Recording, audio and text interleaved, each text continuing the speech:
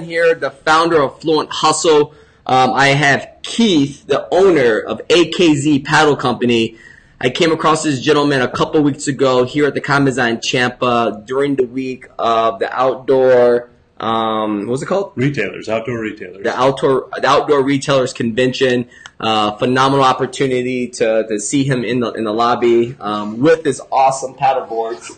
Land paddle boards. And the reason why I wanted to bring him on the show today is, one, you've been in business for just about a year now? Well, 3 years, actually. Oh, 3 years now? Mm-hmm.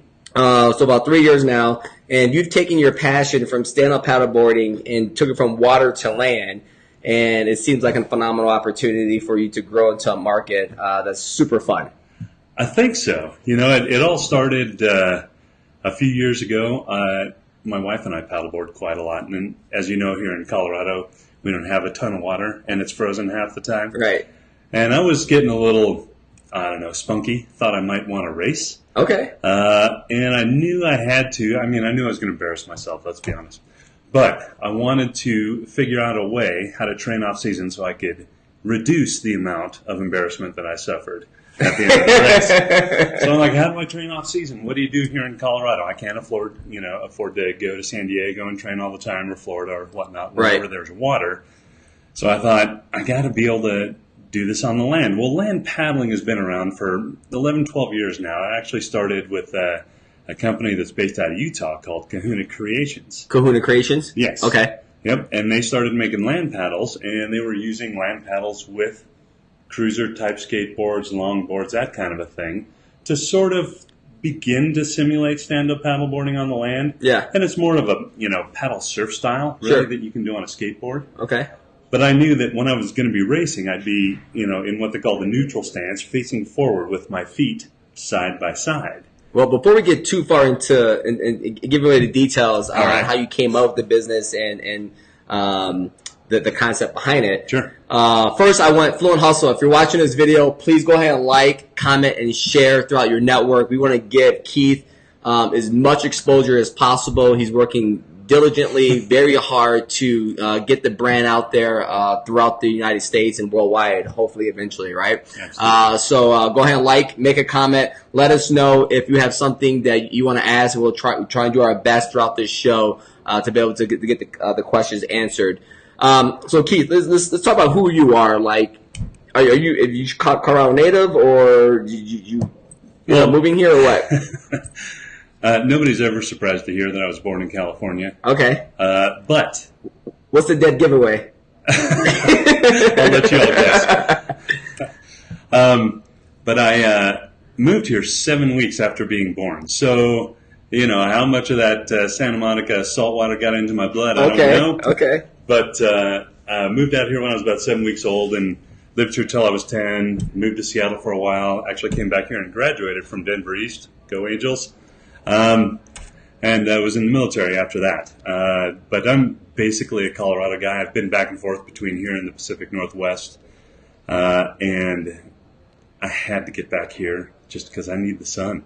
Gotta be in the sun. Hey, real quick, Ashley, thank you very much for sharing. We appreciate the comment. I don't know if I rock or Keith rocks or we both rock, but we really appreciate it. Thank you very much, Jesse, for doing that. But anyhow, we really want to thank you very much for coming on board to be on the show today, and more importantly, thank you for your services, being in the military. My pleasure. We know that's an honor to take on personally, but just definitely for our country overall. So, Seattle, California, here, Colorado. What brought you back to the state? I really I needed to be back in the sunshine. Yeah. The gray skies, they permit the growth of lots of foliage, and it's beautiful out in the Seattle area. Gorgeous all up and down the Pacific Northwest. Beautiful weather. Or not beautiful weather, sorry. Beautiful scenery. There you go. I'm not a fan of the weather. I just can't do it. Until I was 10 years old, I was running around, barefoot and shirtless. And you go to Seattle and everything's wet all the time. Sure. I don't mind being wet if I choose to jump in the lake, right, or something like that. But if you gotta kind of look through squinted eyes just to not get the mist in your eyes when you're trying to take a morning jog or something, I don't do it well. I really don't. So I was fortunate enough to bring my wife out here 13 years ago. I've been married 27 years. Congratulations. Thank you. And she was born and raised Pacific Northwest, just outside of the rainforest. Okay. And I was, a little concerned about how she would transition to the, high desert climate here, but she absolutely loves it. Good for you. Good for you. Good for you. So thinking back, high school, college, what was your like desired job, as you would say, or career growing up? I wasn't a very driven kid all through high school. We're not. I was not. Cool. I'm glad to hear that. Not at all. I was just looking for, it was the 80s and everybody was materialistic, and Sure. I just thought somehow I'm going to go out there and I'm going to make a ton of money, and I had no idea how. I had no guidance, no drive, no nothing. I got into the military and discovered I wasn't quite the idiot I thought I was. Tested really high and excelled at everything I did, and was actually offered the opportunity, if I re-enlisted, to go to Warrant Officer School and flight school. My dad flew for the Navy. Wow. And I thought one day I'd like to fly airplanes, fixed Okay. wing. The Army, that was the branch that I was in, is more rotor wing, helicopters, that kind of thing. Okay. But I really wanted to do fixed wing, and I thought A-10s would be way cool to fly. Yeah. However, as you may tell by my appearance, I'm not necessarily the best fit for the military. Okay. Why is that? Just a little, the military is all about the rules. Yep. And rules are good for guidance. Sure. I don't necessarily follow well with rules that I don't think have a purpose or a sense. Okay. Fair enough. So I just wasn't a good fit, and I knew it. I mean, I knew I could have excelled. I could have stayed in and done quite well. Never would have met my wife, though, and so Everything happens for a reason, right? Yep. But I did think I wanted to fly airplanes for a living. But guess what? I got my private license, and I was working on airplanes. I was fueling airplanes. I was working down at the airport, and I discovered that flying airplanes is also about following the rules. Yeah. It's all about just following the rules. There's a stack. It's a book this big, Yep. Federal Aviation Regulations, FARs. And it's all about making sure you're following the FARs. It's not about how it feels to fly the airplane. I like the visceral sense of it. As a career, but you still can follow. I mean, following the rules is a career, but if you wanted to continue, well, you might have, but continue to follow that passion, you probably break the rules a little bit, or are you still in line with the rules at the end of the day? I suspect I would have broken them. Yeah, it's pretty likely. So when you were younger, like you saw yourself becoming a pilot at the time. Mm-hmm. And then obviously not following rules or just leaning towards, you're always trying to push the envelope in situations and figuring out how you can test the waters. Not good or bad. It was just, just a personality trait that you realized that just wasn't a good fit for you, right? There's that, yes. And we also had a daughter. Okay. And, my dad was a pilot, and he did fly for Continental until he got diabetes. And I just realized that I didn't want to be gone. I saw this amazing little person that came into our lives. Beautiful. And I didn't want to, I wanted to be there. She just blew my mind, and so I wanted to be there for her. And she instantly became your why. Yes, without a doubt. And everything else, the most important thing is family. Right. For me, everything else is secondary to that, including my career. And that's good to hear. And what I do for a living. Well, we commend you for recognizing that. And I'm sure a lot of business owners and individuals who aren't business owners, family's crucial. Having a kid. I don't have one, but I'm sure having a kid completely changed your whole scope and perspective on where you thought you were going and where you are right now today. So, someone said hello to you, Jan Dublin, Jan. Oh yeah, hi Jan, how are you? That's my sister-in-law. Oh, hey Jan. Well, pleasure to meet you over Facebook Live. Tuning in. He's Keith is phenomenal, doing a great job out here in Colorado. So, let's go a little bit further into the transition with AKZ. Stand-up paddleboarding was obviously a passion for you. Coming, here in Colorado and traveling, everything like that. Was there an aha moment, an epiphany that you had that you're just like, man, like I really got to switch the game up a little bit during the off season to make it come to fruition? So I think you're getting to that at the beginning. I started so let's kind of get a little bit deeper into what is it that your company is providing to add another level of fun to individuals that are looking for an experience? Sure. Well, to answer that directly, I'll start with that because that's a great question, and that is the core reason for this. What I'm providing, or what this provides really, is a very user-friendly, accessible way to get up on a board and some wheels and get a little exercise and have some fun. Now, you look at these things, and they're pretty cool looking. You can have some fun with graphics and that sort of thing.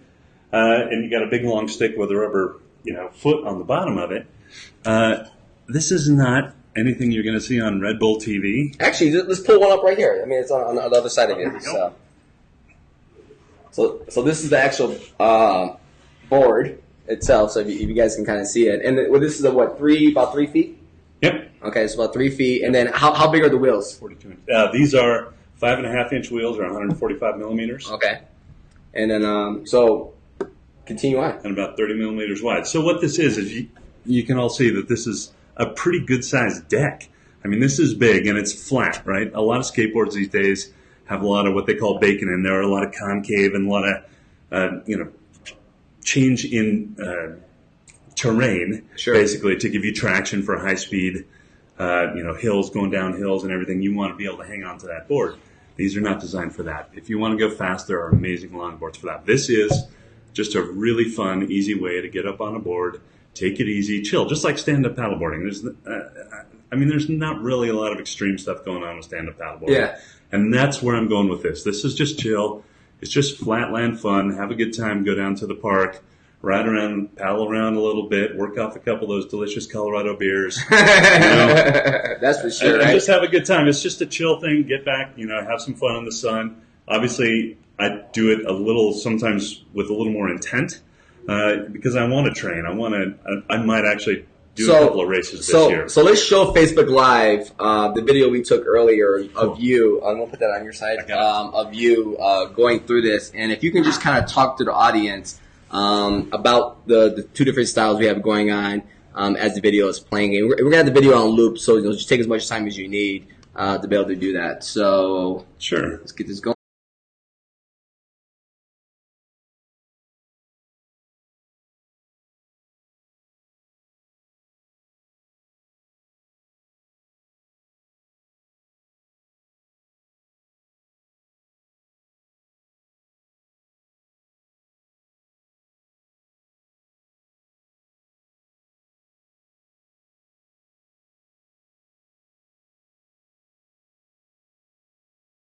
That way in the beginning. Let's go back through it one more time. So we showed the video of you on the board. It looks like the mic was mute on that, so I do apologize. So let's start from the top on the first circle that you're working with on the conventional style, or you said the skateboard style? Yeah, okay. Skate surf style. Okay. More of a conventional riding position.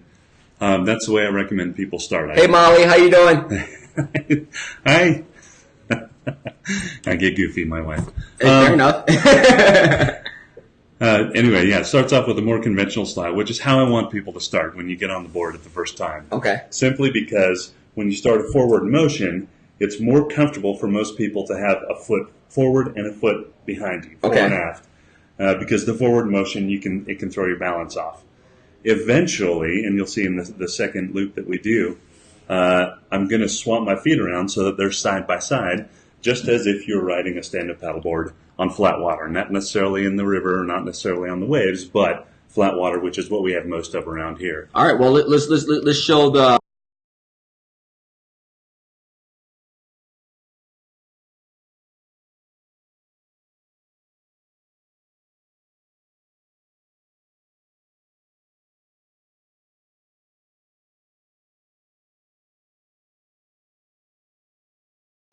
Stand-up paddleboard style. All right, I think I fixed this. So right now you switched over to the conventional paddleboard style. Yep. The more neutral stance is what they call it, and that's how I ride when I'm on the water. Now, obviously, you don't tilt quite like that on the water because if you do, you're going to go swimming, which that's all right. That's fun. But the reason I made the boards tilt like that. So we're back at the top now. Okay. So right now this is the skateboard snowboarder style position, right?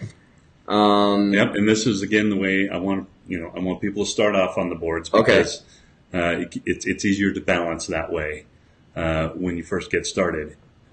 As you get more comfortable with the board, which really doesn't take that long. It's just like a stand-up paddleboard. Okay. The learning curve is it's super quick. I've had people who've never ridden skateboards or boards of any kind who are my age in their 50s get on these boards, and within 20 minutes they've got the boards going. They're doing full deflection turns. It's not that hard to do. It's just a. Now, I can tell you right now, Facebook, it doesn't seem like he's cruising around in circles, but he was picking up some speed as once he was cranking that, what do you call it, the stick? Yeah, land paddle. Or the land paddle. He was definitely going around in circles pretty good in there.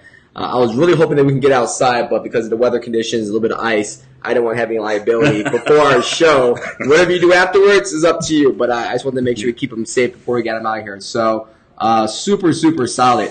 Now, designing it, coming up with this. I've done stand-up paddleboarding. I did it actually in Chicago on Lake Michigan, and it was a super windy day. Ooh. And the winds were blowing outward, so it was easy to venture off into the water. But then coming back, it was super brutal. So it was a wonderful workout. I loved it, great experience. But how did you condense the length, but then keep the width? It seemed the width to be at least this one seems to be very similar to a traditional stand-up paddleboard, but the design aspect. How did you come up with the design aspect, and what really drove that? Sure. Well, I started with the premise that I wanted to do this on land, and I wanted to stand with my feet approximately shoulder width apart, on about the center point of the board, side by side, facing forward, so that every time I paddle on this side, I could paddle the same way on this side. Okay, yeah. And hopefully effectively work a very similar group of muscles so that when it came to paddle season, I would be in better shape. There you go. So I start with that premise, and I'm in my garage actually looking at a mountain board. Now, I got a lot of crazy hobbies, but one of them was kiteboarding with a mountain board across soccer fields. Oh, wow, yeah. Tons of fun. But I'm looking at this mountain board, and I'm thinking, how can I adapt that mountain board to do this for me? And I thought about all sorts of platforms I could build on it, and I'd have to raise it so I had clearance and la la la. And too many complications, flex of the board, all that. Finally decided that I should just actually make a board that looks like a stand-up paddleboard and adapt the running gear to that. And I noticed that every board has a different design on the tail. Or no, it's pretty similar on the tails and the front end. Okay, cool. Yep. Yeah, and so what I did is I started with the shape of the board, and this is the version that I started with. Okay. That happened a little bit later. I wanted good width here, so this board's 20 inches wide, so I can stand. I'm a reasonably decent-sized guy, and I can stand with my feet shoulder width apart on this board on each side of the carrying handle. That's what this is here, just as you would on a traditional stand-up paddleboard, and I can paddle on both sides and get the same workout, and when I tilt the board, it turns just like a skateboard would. So that's how I came up with the idea. Obviously, this is a much more finished-looking version. Sure. But when I started with the board, when you get big wheels on there, the wheels ran into sides, wood, interfered with the board. And so literally, as much as I'd love to think that I was super clever, I just took away material where it got in the way. Fair enough. And that's what left these cool slots. And in fact, this little slot right here does function as clearance for the axle. There you go, When you tilt the board full deflection, it actually does fit into this slot. Okay. All of which, by the way, is patented now. I just got my patent on this. Congratulations on that. I was just going to ask that question of the design and the infrastructure of the board itself. But it's great to hear that you do have that patent and protect it for yourself and in the business overall. So I do. It seemed like a good idea, and really, I started this just for me, just because I wanted to train off season. I wasn't thinking of developing a product to bring out to the people. But my friends all saw it and they said, "Dude, that's pretty cool. You should think about maybe making a few of those." Great point there. So you designed this one to stay in shape during the off season. It then become more fun as you're doing it in the designing process, and now your friends and your inner circles, you might be onto something that you probably didn't. You didn't jump into this to say I want to start a business. You jumped into this to keep yourself occupied and to stay in shape over the course of that that downtime before you get into competition season, right? Right. That's awesome. I'd love to hear that. What's been the biggest challenge you've had Going from, hey, Keith, like, what you're doing here is super cool, and you're like, okay, well, maybe I should start a business out of it, right? What's the biggest challenge you've been facing throughout the last 3 years? Yeah, the biggest challenge for me has been getting the boards in front of the people. Okay. I've figured out ways to make boards. I've figured out the materials that I want to use. I've, figured out the sources. And granted, all of that stuff changes and gets better over time. And those are things that are, I think, easy to improve. Okay. The biggest challenge for me is getting them out there. I got to get them in front of the people before I know, is this really a thing? Right. Is it a thing? We're thousands, tens of thousands of dollars into this project, getting the patents done and sourcing the materials and the wheels and the trucks and, getting people who can cut the boards exactly the right way. Fortunately, most of that is outsourced at this point. We'll bring it in-house if I discover it's, at some stage that efficiency and cost prohibitive and everything like that, right. and you're able to obviously scale it at that time. Right. Yeah. So, explain a little bit further, like the difficulty of getting in front of the people. Are you not, like, have you identified your audience, and are you just not in the right position to be able to bring the awareness to the product you have available? So, identifying the audience is a tricky part. Yeah. Because this is sort of a new segment. Yeah, it's a skateboard, but it's not, most traditional skateboarders look at these and go, not really my thing, because they want to go down Lookout Mountain at, 40 to 70 miles an hour. Don't do that on the Yeah, that's not my level. I'm probably more on the chill side. This is flatland fun. So, yeah. I mean, you haven't seen a lot of people land paddling. I've seen a few people out there, but you haven't seen a lot of it. So identifying who's going to like it has been really interesting. I find that really young kids who like skateboarding but don't necessarily want to be radical dudes are into it. People my age in their 50s. I just sold one to a guy in California, 69 years old, because he loves the whole concept, the big board, how accessible it is, easy to ride. I'm really still identifying who that is, which is the first step in getting it to them. So if you're watching this and this is of interest to you, please make a comment, and connect with Keith directly through the Fluent Hustle Flatland Fun. Love it. Thank you, Ashley. Through the Fluent Hustle community, okay? We want to try and give Keith as much feedback as possible to let him know if he's going in the right direction or not. I believe he is, but now we need to kind of, find that niche market he's able to step into and get a lot of support overall. So I can tell you right now, I'm going to buy one from you. And I want a badass design on it moving forward, because this is right up my alley. When I saw you about a month or so ago, I was like, I seen the boards first. I'm just like, what are they? Like, these are cool. And I started reading the description, and then, you and I met face to face, and you explained it more. I was like, wow, this is super awesome. And especially like for a commuter, someone that's like going back and forth to work downtown, and they don't want to ride the bike, but this is an alternative to be able to have fun throughout the day during the nice months, and even the winter months, I guess you can say. But it's super cool to be able to like have some functionality behind it, right. And it stands out. Like, you're gonna get a lot of attention if you're looking to get the attention. Like, there's very few people out there in the streets that have this, and you're gonna be able to get a lot of attention towards yourself. Yeah. So. Where can we find your products? You can find them online, akzpaddlecompany.com. I do have a Facebook page, AKZ Paddle Company. I'm on Instagram as well, AKZ_paddle_company. Easy to find. Nobody else AKZ out there. Easy to find. And I do deliver in the Front Range area, just because that's a pretty big board, and it's kind of... Have you had an event before? Like, have you done a meetup to say, I want to bring the community out to try my product and get feedback on that? I have not yet. Are you open to it? Oh, absolutely. Okay. I'd love to do like a demo day and have people come check out the boards, give them a try. Okay. Part of it has, I've tried a couple times, and you sort of, if you're doing it at a local park, you got to be under the radar a little bit, because you can't put up signs and all this. Okay. You got to get permits, but I have no promises, but let's try and get the Fluent Hustle community together in the weeks and months ahead. And we'll do a social. Oh, I love it. And we'll have you there as part of that social experience. I'm all in. So let's follow back up on that. I mean, anyway, I can try and get the word out there for you overall. So right now, brand awareness and getting your potential clients to recognize what you have going on, but then also, more important, getting feedback to make sure that what you created is something that's going to be additionally marketable out to the community. Right. Away from that, what other challenges have you seen, throughout your entrepreneurial experience in running this business? I don't know. You've probably seen it. There are the graphs that you see in the memes online with, the entrepreneur sort of daily graph. Yeah. I'm awesome. I'm killing it. This is great. Oh my God. Why did I even think about doing this? This is ridiculous. I don't even know where my brain was. I'm going back to corporate, and you go through all these different things and you doubt yourself. Sure. And you think, why am I doing this? You have a great day. Like outdoor retailers, was so much fun. It was really cool. Everybody's really interested. And then at the end of the day, what sort of interest actually comes back and comes out of it. So you do that. The challenge, it's the roller coaster ride of being even keel, keep your emotions not too high and not too low. Right.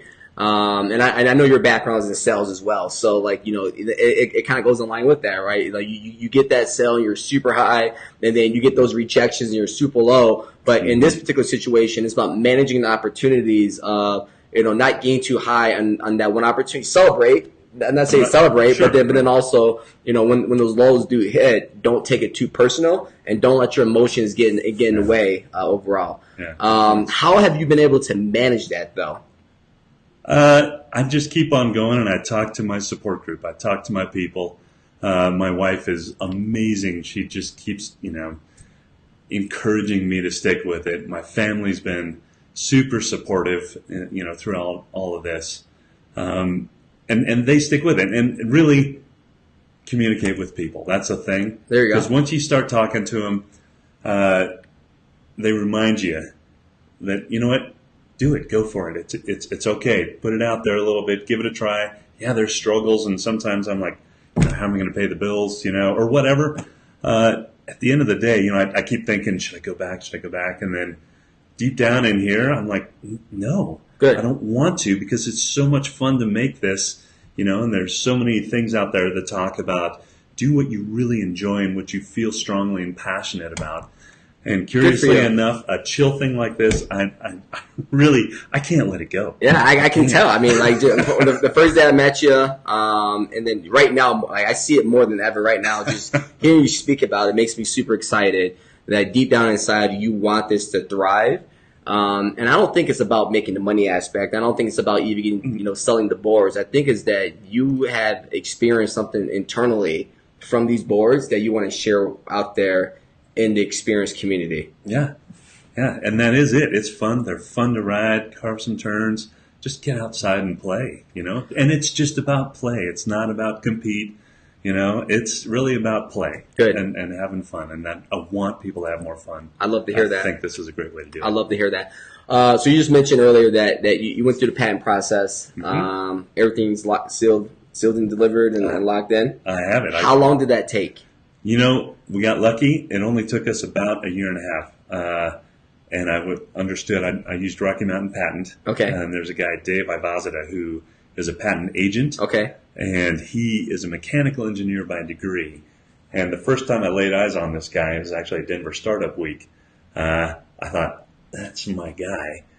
Just because, I liked who he was, and I, understood that he was a mechanical engineer by degree, and he had a longboard in his office. I could see back there. I'm like, that's my perfect guy. Match. Yeah, he perfect understands match. what Yes. I'm doing here.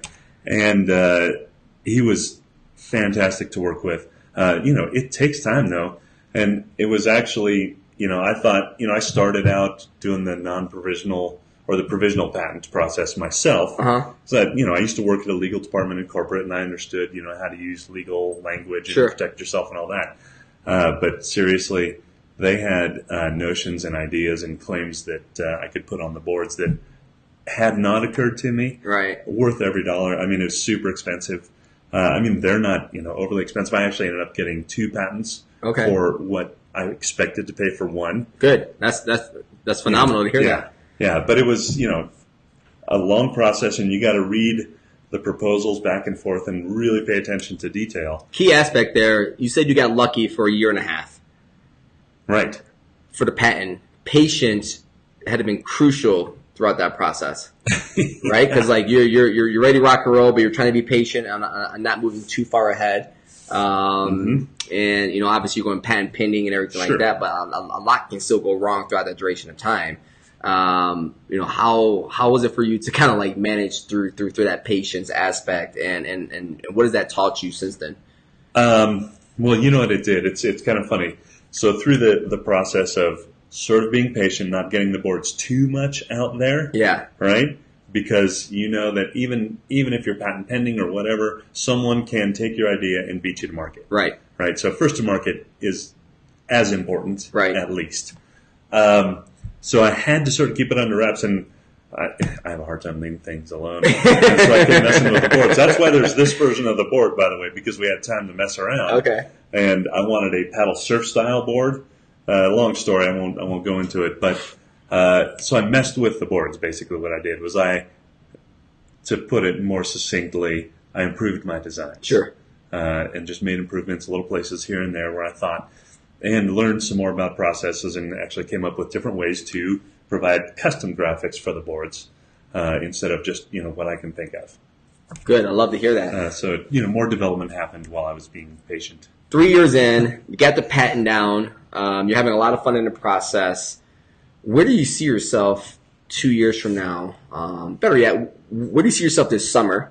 And then 2 to 5 years from now, coming down the road, like what are you most excited about the opportunities you've had? So this summer, what I see is I've been going to a lot of little events, farmers markets, that kind of a thing. But I need to refocus on going to markets that are more specifically receptive to sporting equipment. Okay. Right? So, I've been to gift fairs and these kinds of things. And in none of these places are there people who are really specifically looking There's one off. You're sporting like, goods. Yeah. Every now and then you get lucky, and someone says, wait a minute, I wasn't looking for that, but I need one of those. Right. Right. And that's happened a few times, but I really need to get into, stand-up paddleboard events, fitness events up at Red Rocks, those kinds of things. And folks, if you got ideas for me, I'm all ears. That's what I'm going to do research on this year. So that's summer. That's what I want to do this summer. In 2 years, I want to have board sales, mostly online, some retailers too. I do have some local retailers. Oh, you do? Awesome. Yep. And you mind giving them a quick shout out on who those retailers might be? Or absolutely. Surf's Up Colorado carries the largest inventory of my boards. And then you've got Board Life down on South Broadway. So you say Surf's Up Colorado. Yep. Board Life. And that's it so far. Okay, perfect. Yep. Awesome. I was up at Kids Sports in Vail for one season.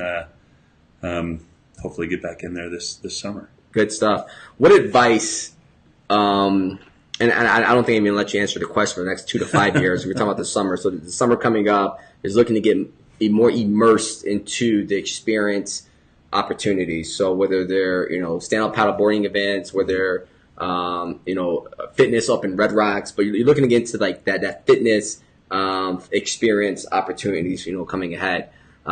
Is there anything more retailers in the 2 to 3 years down the road is probably we're looking to get to as well? Absolutely. Okay. Yeah. And then any feedback you guys can provide to Keith, chime in, let us know, and keep us posted on that. But what advice do you have for an individual that's an entrepreneur running a business right now? Mm-hmm. They see that they're in a complacent state. And they're dealing with these challenges, and they're not knowing like where to take it next. Mm-hmm. And also pair that with an individual that might be at the corporate America, sitting behind a desk, and in the back of their mind for the last 2, 3, 4, 5 years, even a decade, they just haven't pulled the trigger on following that passion that they have overall. Yeah. Well, let's start with the complacence. Get back engaged. You did it for a reason in the beginning. The reason probably still exists. Get back out there. Keep talking to people. It's a ton of fun. It is. Right. If it's something that you started for a reason, that you feel kind of inside here in your core, get back out there and talk to people some more. Good. You'll find people are generally nice and receptive. I've had a couple people kick me out of their stores acting like I was dumb, but it was. you get over it so fast. You get back into your car, you're like, all right, so that's not a good fit.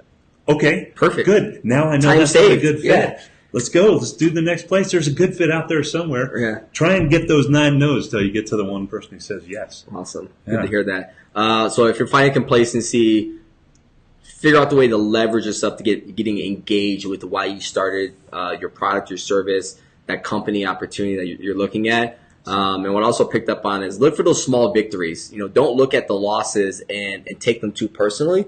Find more losses on a regular basis because that's going to give you more feedback to be able to make adjustments. Some of your losses are telling the truth, right? And it might be a truth you don't like hearing, and you don't have to take their advice, but their perspective from how they feel is a truth one way or another, right? From their side. Absolutely. And then celebrate those small victories that you do get. You get 9 no's. And you get that one yes, like celebrate that one yes and fuel yourself back up to getting back into the engagement side of things. The second part of the question is, how do you get someone, what advice can you give to allow someone to say, hey, pull the trigger, take a risk, make it calculated? Like, it's scary, isn't it? Yeah. It's scary to go out on your own. I actually did it in my other business about 3 years ago. I went basically independent. And it's scary because you don't have that predictable paycheck. And that, to me, was the scariest piece. Sure. And the predictable healthcare and that kind of thing. And when you first get out, it's still scary because you're figuring out, well, how do I know what to do? Well, It's up to you. Yeah. Figure out what to do. And once you start figuring that out, the picture of what's happening develops in your mind and you begin engaging in it. And once that happens, you can't go back. It's hard to go back. I don't know that I could. There's been challenging times where I think, oh, man. Unemployable right here. Keith is unemployable. Yep. I describe myself that way, not necessarily on live television, but it's true because once you see the whole picture and you know how to do it on your own, it's hard to imagine not doing that anymore. Right. It's not that you're not, it's not because you're doing it for somebody else or anything like that. It's because you've really engaged a whole new piece of your brain. And I'm telling you, even if it isn't massively financially rewarding, which I've seen a lot of people do really well in business who are just people. Yeah. You meet them and you would never know that they're tremendously successful, but they got engaged, they stayed engaged, they kept communicating with people. They took some of the hard challenges, when there's something I don't want to tell you about, they tell you anyway. Right. And then it wasn't as bad. And I'm telling you, once you get there, you won't want to go back.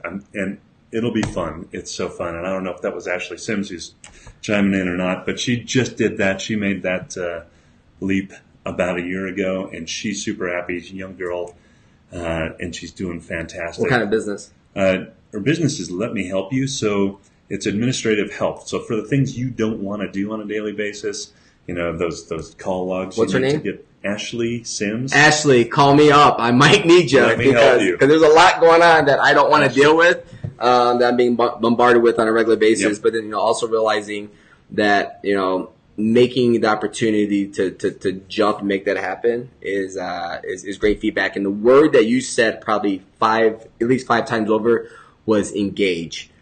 Make the engagement of finding exactly what it is you want to do. Take small necessary actions. Mm-hmm. Some individuals are fearful for doing too much at once. Keep it super simple. Have fun in the process, I think, is most important. If you're not having fun in the process, you're just beating yourself up internally, and that does no one any good, especially on the individuals that you're trying to deliver your message to. Mm-hmm. If they can tell that you're not excited, they can tell that you're not having fun, and they can tell that you're not engaged into your service or your product, you're wasting everyone's time. They'll know in 5 seconds, and that's if they're not paying attention. So one more time, Fluent Hustle. This is Keith with AKZ Paddle Company. How can people reach out to you? Reach out to me. Go to my website. I've got a contact page on there. You can private message me on my Facebook page and through Instagram, or you can public message me. I'm not shy. And if you see some weird long-haired dude riding around at or Wash Park or whatever down at Sloan's Lake, just yell at me, "Hey, Keith!" And I'll stop and throw you on a board. Cool. Well, I really want to hold ourselves accountable to putting some type of social event together. That's what Fluent Hustle will be doing moving forward, but I definitely want to try and get you in on that. Cool. I think it'd be super awesome just to, get people to come out and meet you, get some feedback, and love it. No one's going to break your heart if they don't like it. Nope. But I think we're going to have more people loving it more than anything else. So thank you very much for coming on. This is super fun. Your energy, Thanks, absolutely. Your energy, your excitement for what you have going on with these paddle boards, is unlike anything I've ever seen before. So guys, thank you very much for tuning in. If you can go ahead and make a comment. If you have any connections that you can kick over to Keith, get into the comment section. Share this is 3 or 4 times throughout the day. Just keep on pushing out there into the marketplace, and is try and help increase his awareness, company awareness throughout the marketplace. So thank you guys for everything. Have a wonderful day. Happy Friday. Enjoy the weekend. We'll talk to you guys soon. Take care.